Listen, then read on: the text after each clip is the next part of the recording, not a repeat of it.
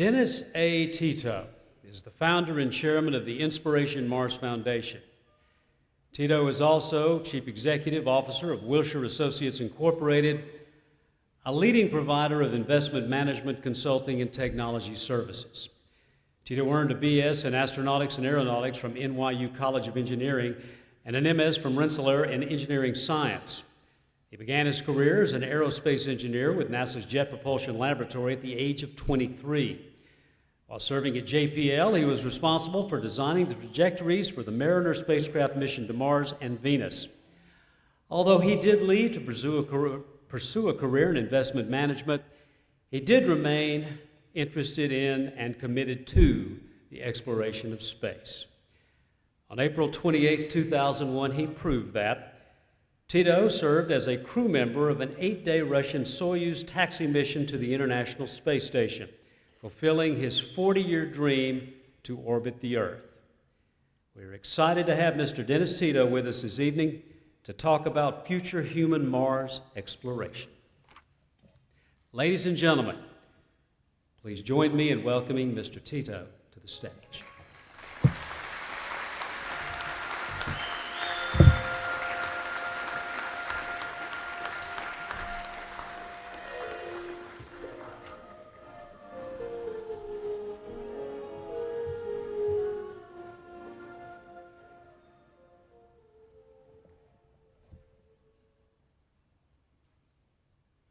I have to get the passcode right.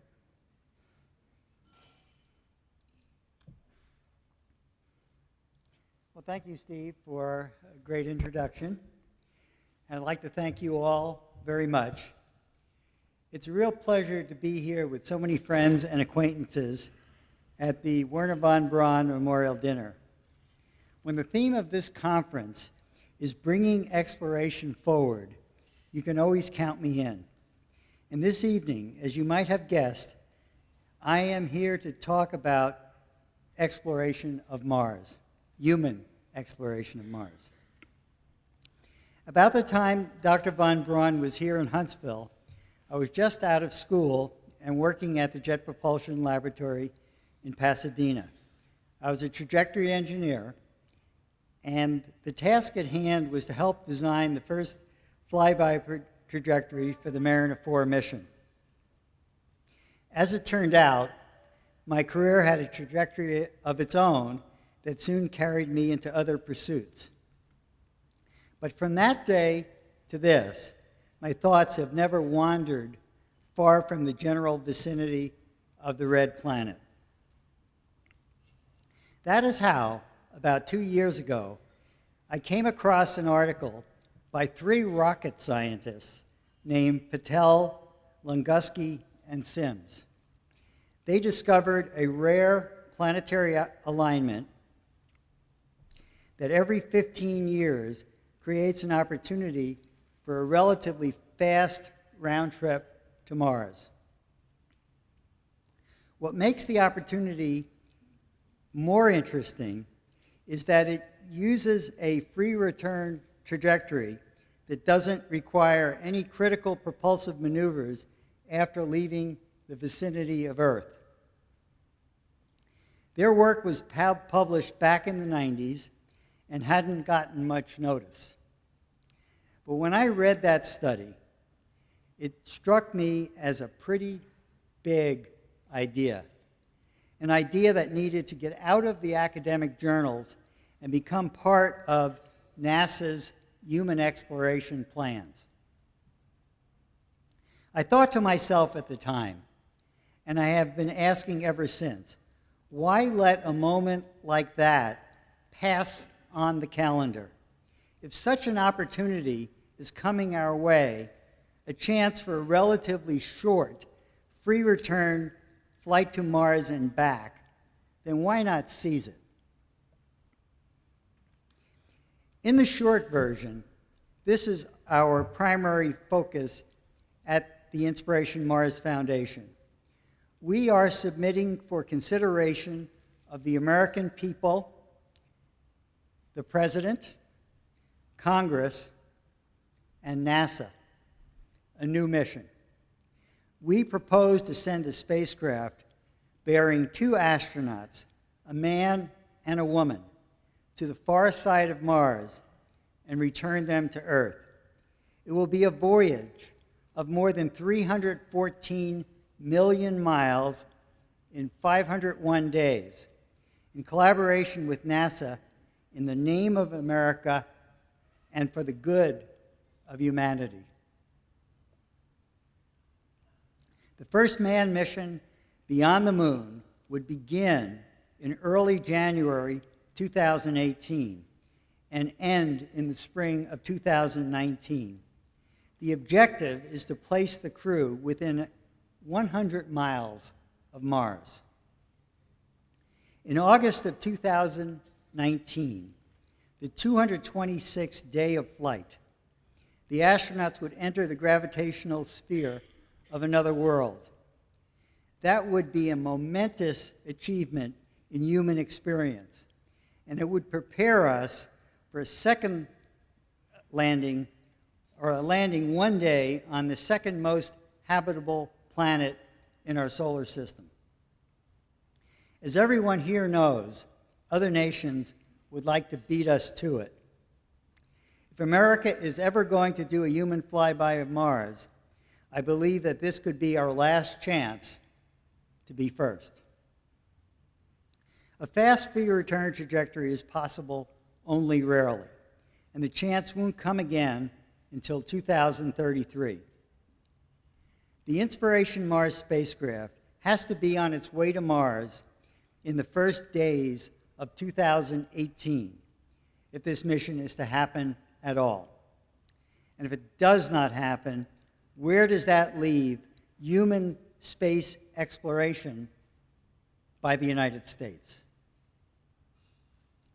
In recent years, the most notable movements of American spacecraft have been powered by trucks and barges in the direction of museums.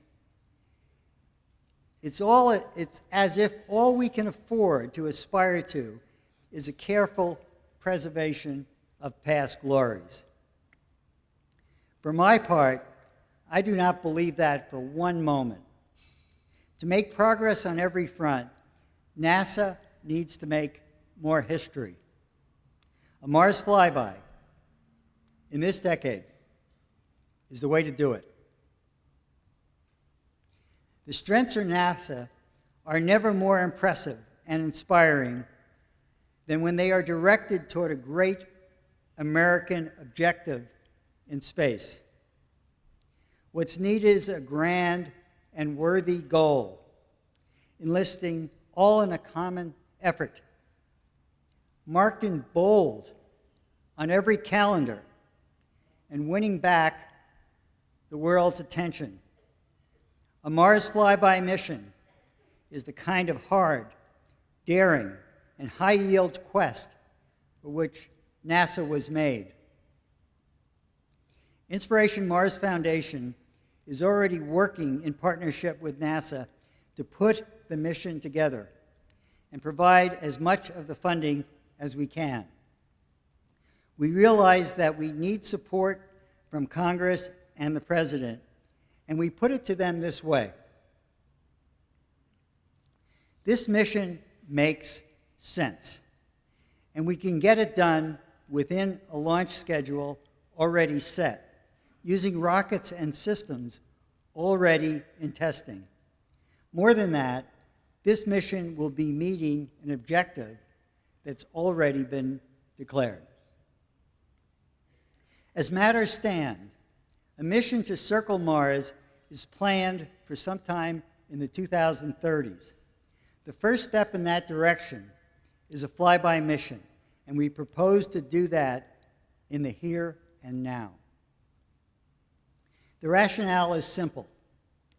Get this done now, drawing on the pressure and creative drive that a target date always inspires, and we can move the American space program to a whole new level. Will it require some new money in NASA's budget? Sure it will, but not that much. And whatever the amount comes to, here's how it should be weighed. The public and private expense of shipping off America's shuttle fleet to museums can be counted in the hundreds of millions of dollars. Moving just the Endeavor from a hangar in Florida to a pedestal in Southern California cost in the range of $40 million. So, for the sake of the same kind of money that we have collectively spent to retire our old spacecraft, we can mark a dramatic new beginning. Instead of dealing in museum pieces, we can go to Mars and back and get America back in the business of human space exploration. Very soon, we at Inspiration Mars will submit a report to Congress, to the President, and to all concerned, laying out every specific from liftoff to splashdown. Any reader will be able to see that the plan and architecture are technically sound. In many ways, all the mission would really do is gather up the hard-gained knowledge and technical skill of 2 generations of space science and channel all of it for great purposes. So many of the necessary technologies are ready, or almost ready, for that breakthrough moment. With the world watching and a celestial deadline hanging over us, we'll all have the focus, discipline, motivation that we need to see this through get done. Think, too, of the watching world on that day in 2019 when 2 of our own have just splashed down in the South Pacific. 2 who have already seen Earthrise from our planetary neighbor. It would be one of those moments that everybody sees and no one ever forgets, especially young Americans.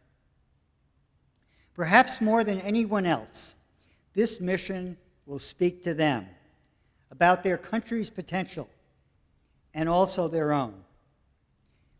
In the years after Apollo, twice as many high school students pursued the sciences than before.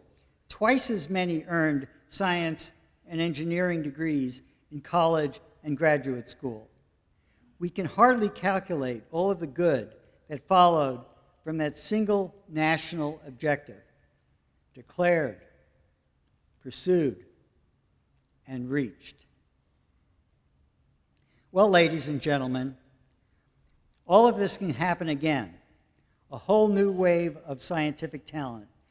No lesson plan, no aggregate goal in education can call forth talent and enthusiasm in the life of a child like the sight of thrilling enterprises that they want to understand and be part of. How do we encourage more boys and girls to study the science? Show them what science can do. How do we multiply the ranks of engineers, physicists, mathematicians, and doctors in less than a generation? Show American children that these disciplines are capable of doing great things, and doing great things for peaceful and worthy ends. Of course, missions of this kind are not undertaken with a view to sheer drama. Still, it is worth imagining how the flyby might unfold. Those 60 hours in the proximity of Mars that justify the 501 days of travel. How might it feel to the explorers? What would it be like for us here on Earth, watching a man and woman floating by the surface of Mars?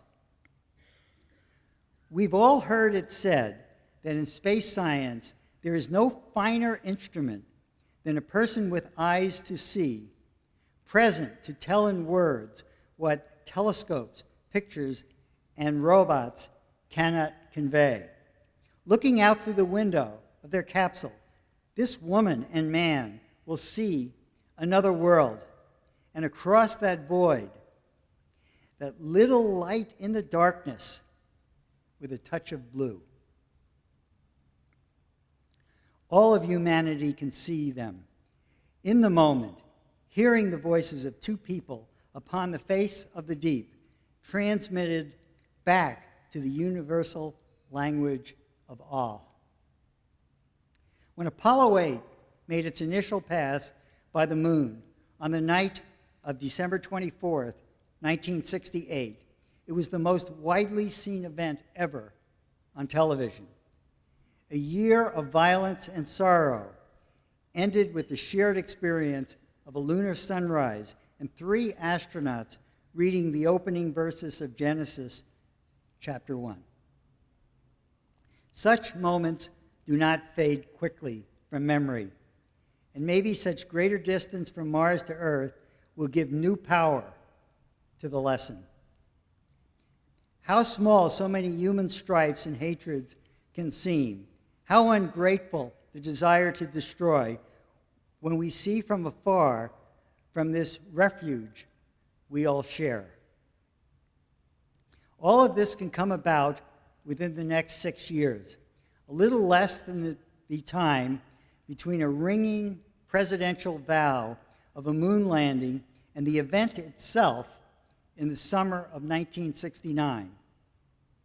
By chance, the completion of a Mars mission would occur just before the 50th anniversary of Apollo 11. And if America takes on this challenge and all of the opportunities that come with it, then we can greet the Apollo anniversary with more than nostalgia. Commemorations are for giving past attainments their due, but they're also moments of accounting, and sometimes they can carry a hint of rebuke. We will have to ask in July of 2019 how we have used the time. Where have we journeyed since?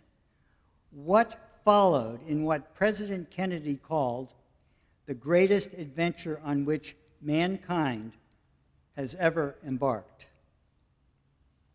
One of 2 answers will be open to us. One can reply that in this half-century, human spaceflight never went further than where the Eagle had landed, that we had plans and ideas to make longer missions, but we never did, and we never tried. Or, just weeks before the anniversary of America's arrival at Tranquility Base, we will be able to say that 2 of our countrymen have just traveled a distance of Mars and back, and that they were first. For all of these reasons, and for its own sake, the Mars endeavor is worth doing. And I leave you tonight with a pledge to give the effort all that is in us, with unreserved faith in the men and women of NASA, with a single-minded commitment to surmounting every obstacle, and with complete confidence that this mission can be done. Thank you very much.